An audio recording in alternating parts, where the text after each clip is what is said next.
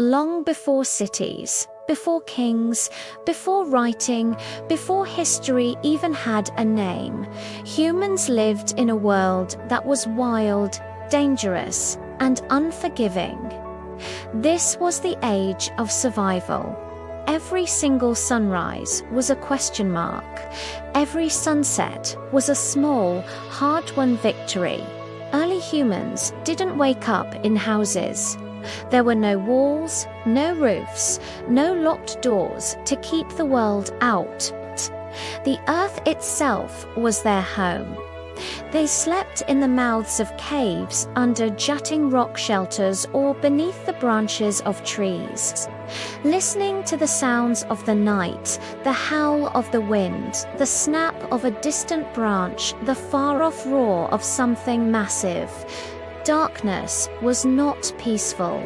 Darkness meant predators. Lions, wolves, saber-toothed cats, and enormous bears ruled the land.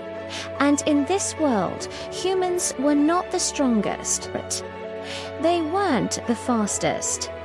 They were certainly not the biggest. But they possessed something truly rare, something that would define their future: adaptability. Food was never guaranteed. Imagine a world with no farms, no markets, no pantries filled with stored supplies. To eat, humans had to move. They were nomads, following the great herds of animals across open plains, through dense forests, and along winding riverbanks. On some days, they found fortune hanging from treesberries, nuts, edible roots, and wild plants. On other days, they hunted, and this hunting was nothing like the sport we know today. It wasn't heroic or easy. In the beginning, there were no bows and arrows, no finely crafted metal blades. Early humans used sharpened stones, painstakingly flaked and tied to wooden sticks. They had to work together, a coordinated group, surrounding massive animals, chasing them for hours, sometimes for days, until exhaustion finally slowed their prey. Sometimes this grueling effort paid off. Sometimes it failed completely. And sometimes the hunters themselves never returned. In this world, a single mistake, a moment of inattention, could mean instant death. Then fire changed everything. At first, fire was a terrifying mystery. A bolt of lightning would strike a tree, and a terrifying consuming flame would erupt. It scared humans just as much as any other animal. But eventually, through observation and bravery, they learned to control it. And with control came revolution. Fire meant warmth during the freezing nights. It meant light to push back the suffocating darkness.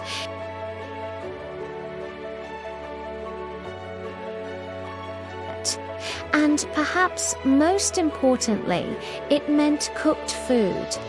Cooked meat was softer, easier to chew, and safer to eat. It delivered more energy and nutrients than raw food ever could. Fire didn't just change their meals, changed their brains. With better nutrition came more energy, which fueled more complex thinking, more planning, more innovation. Around the glowing warmth of the fire, humans gathered. They shared their food. They shared the quiet moments. And slowly, cautiously, they began to share stories. Language was born in fragments. Not in full, eloquent sentences at first, but in sounds, gestures, and facial expressions. A low growl to warn of danger, a pointing finger towards a source of water, a cry of excitement at a successful hunt. Over countless generations, these simple signals became layered with meaning. Meaning blossomed into communication.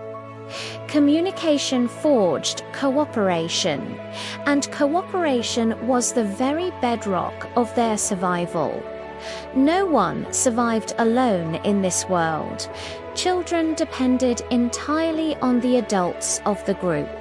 The sick and injured depended on the care of others.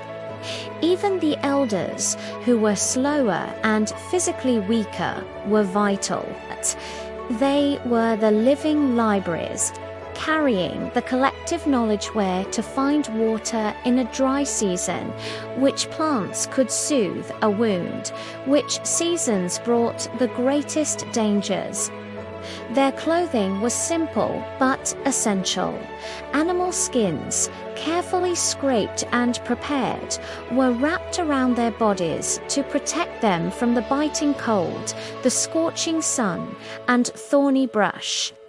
They fashioned needles from bone splinters, using them to stitch hides together into more effective garments.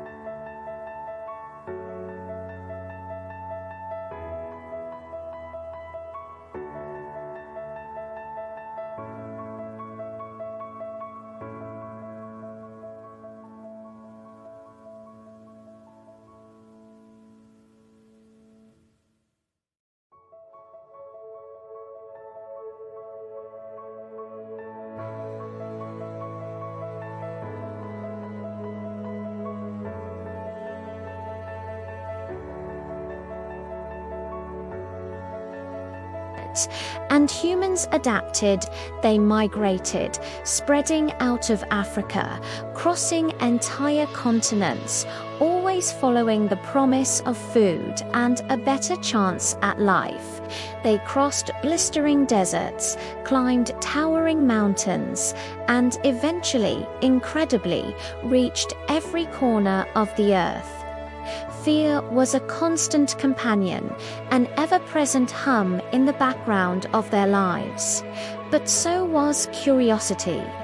Early humans looked up at the night sky and wondered about the stars.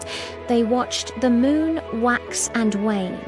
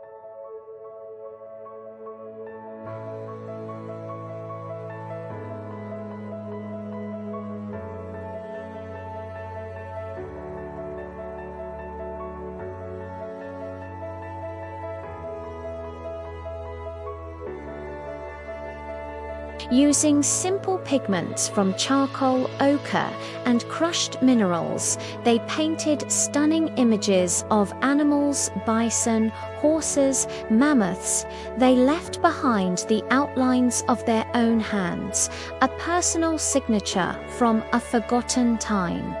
These weren't just decorations, they were messages, stories of the hunt, expressions of belief, statements of identity.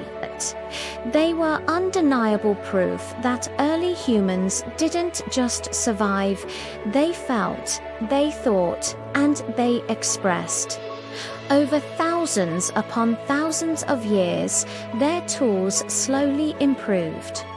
Stone axes became sharper and more balanced. Spears could be thrown farther and with greater accuracy. They developed clever traps to catch smaller game. Survival gradually became less of a desperate, moment-to-moment struggle, though it was never, ever easy. And what's truly remarkable is this: everything we are today, our technology, our science, our sprawling cities, our rich cultures, all of it exists because these early humans survived when survival seemed utterly impossible. They faced a brutal, unforgiving world with little more than their bare hands, sharpened stones, and fragile bodies, yet they adapted. They learned. They cooperated. They endured. The story of early human survival isn't just about staying alive. It's the story of how we became human. Thanks for watching. If you found this journey into the past as fascinating as I do, please like this video and subscribe for more stories about our incredible history.